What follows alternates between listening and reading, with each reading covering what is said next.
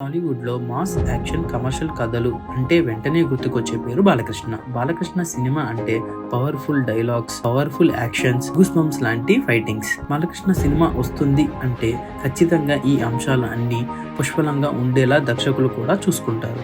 అయితే బాలకృష్ణ నుంచి ఫ్యాన్స్ ని సంతృప్తిపరిచే ఎలివేషన్స్ అంటే ఈ మధ్య కాలంలో బోయపాటి శ్రీను పేరు మాత్రమే వినిపిస్తుంది. సింహ, లెజెండ్, అఖండ సినిమాలతో బాలకృష్ణను ఫ్యాన్స్ ఎలా చూడాలనుకున్నారో అలా చూపించారు.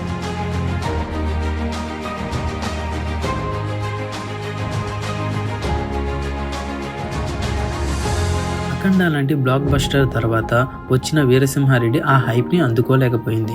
కథనంలో ఉన్న లోపాలతో పాటు బాలకృష్ణ ఇమేజ్ కి తగ్గట్టు విలన్ ఎలివేషన్ లేకపోవడం కూడా దీనికి ఒక కారణం కనిపిస్తుంది.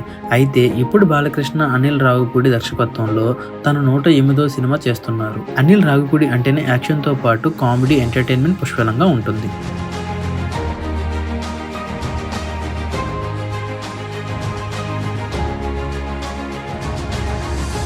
ఈ నేపథ్యంలో బాలకృష్ణ కోసం కూడా ఈసారి అనిల్ రావిపూడి బాలకృష్ణ స్టైల్ సీరియస్ యాక్షన్తో సినిమా చేస్తాడా, లేదంటే తన స్టైల్లో యాక్షన్తో పాటు బాలయ్యతో నవ్వులు పూయించి ఎలివేషన్స్ కూడా డిజైన్ చేస్తాడో చూడాల్సి వస్తుంది.